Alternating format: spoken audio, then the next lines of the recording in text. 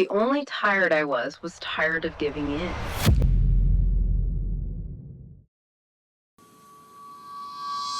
Okay, let's unpack this. You know the scene, right? Everyone does. December 1955. This quiet seamstress, feet aching, just too tired after a long day, sitting on that bus. And when they asked her to move, well, the story goes she just couldn't. Too exhausted, spontaneous, and boom, a revolution sparked. Yeah, but here's the thing. That beautiful, simple story, the one we all learned, it's fundamentally not the whole truth.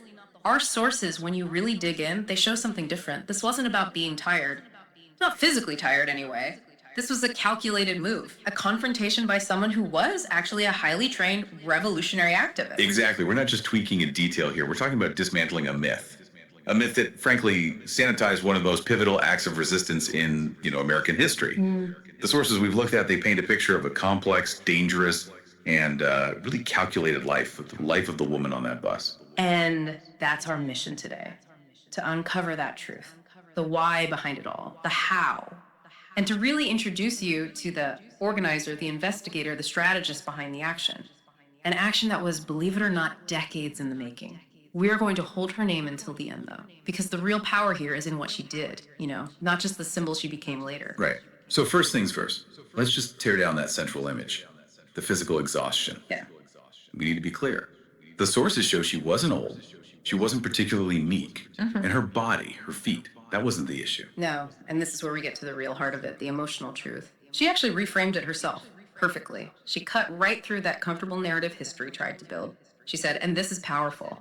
The only tired I was tired of giving in. Wow, just that one quote. It's devastating, isn't it? It completely shifts the focus from like a personal moment of just being worn out to a profound political choice, a choice fueled by years, decades of frustration.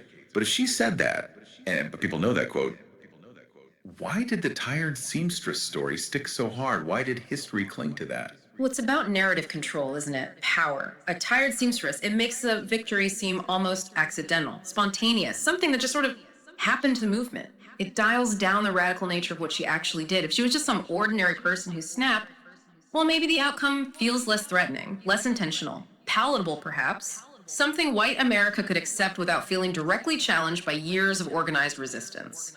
The sources strongly suggest the myth was needed almost to sanitize a very deliberate political act. That makes a lot of sense. History does seem to prefer its heroes simple, maybe a bit accidental. But if we start digging into her actual profile, the woman the sources reveal, she was anything but comfortable or accidental. This wasn't someone who just woke up one morning and decided to resist. That kind of commitment, it had to come from somewhere deeper. Oh, absolutely. Deep roots. The spirit of resistance, it was practically in her bloodline.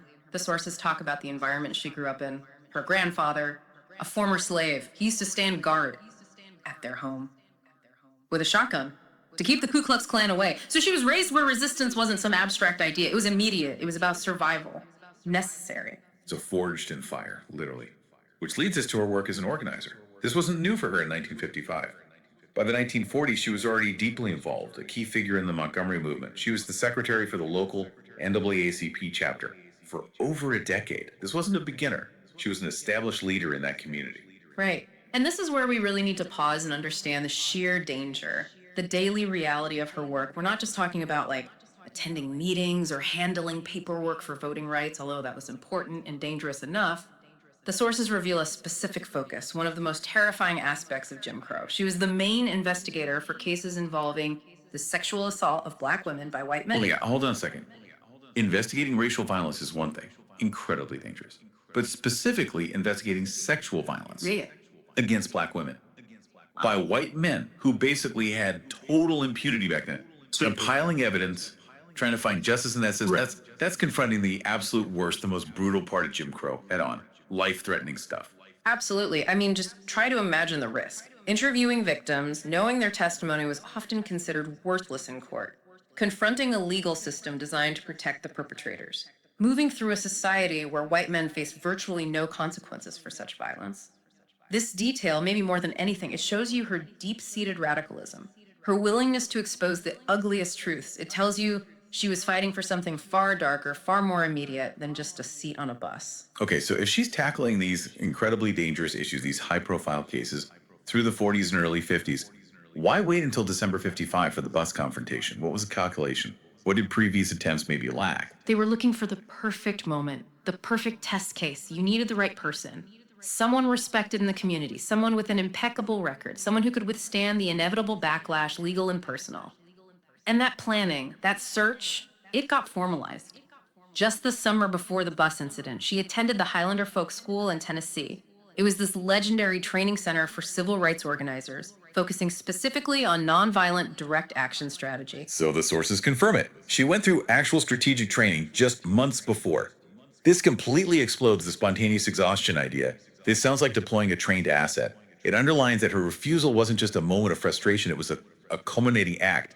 The moment the movement decided, okay, this is the time, and she is the person. Precisely. Prepared, trained, ready, willing to be arrested. This was strategy, strategic calculus, not just impulsive anger or tiredness. So, okay, we get to December 1st, 1955, the planned deployment. She gets on the bus, and the sources reveal this incredibly dramatic personal layer to it all. It really heightens the stakes. Yeah, she was sitting in the first row of the quote-unquote colored section, which, wasn't fixed. If the white section filled up, the driver could just move the line back.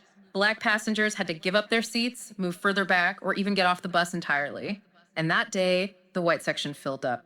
The driver demanded that she and 3 other black passengers in that row get up and move. And here's where it gets just intensely personal, right? The sources are clear on this. The driver, the one demanding she give up her seat. It was the exact same man who had humiliated her, kicked her off a bus years before. This wasn't just some random encounter with segregation. It was a direct, face-to-face rematch against someone who already symbolized the cruelty of the system for her personally. Yes. It personalized the choice she had to make right then and there. When that driver demanded they move, the 3 other black passengers, they complied. They got up. But she didn't. She stayed seated. It was a conscious decision. Non-compliance. Under intense, immediate pressure. Facing the very man who had previously shown her such contempt, the choice was clearly resistance, not fatigue. And her arrest, that was the signal, the trigger. It didn't shut things down. It activated the whole plan. We often hear about the famous male leaders, which is true, they were crucial, but the sources really emphasized the initial, immediate coordination. It was led first by the Women's Political Council, then solidified by the NAACP. It was this incredible, coordinated response, the movement ready to act. And the result, the Montgomery bus boycott. Legendary. We really need to stop and appreciate the sheer scale of this, what it took. We're talking about maintaining an economic boycott, a citywide action for 381 days. 381. Think about that. Thousands of people walking miles every single day, in all weather, coordinating art pools, complex logistics, facing harassment, threats, maintaining solidarity for over a year. It wasn't just a protest. It was an economic weapon. It brought the bus company to its knees. The whole system depended on black riders. It crippled them financially. And it forced the nation, the world, to look at the ugliness of segregation. It eventually pushed the Supreme Court to rule bus segregation unconstitutional. A massive victory. But we absolutely cannot talk about the victory without talking about the cost. The devastating personal price she paid. This is the part that often gets glossed over in the simplified success story. The emotional weight of it. Absolutely. The sources are very clear. After the boycott, the victory.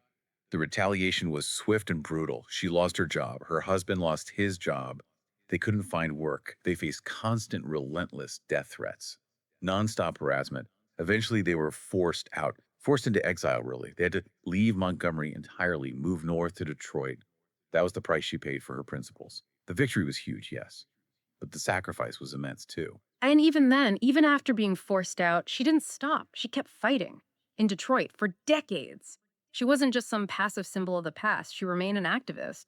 The sources show she later even supported the Black Power movement, which tells you something. It shows her radicalism, her willingness to push beyond just non-violent gradualism, never really faded. She was always committed to the struggle, whatever form it took.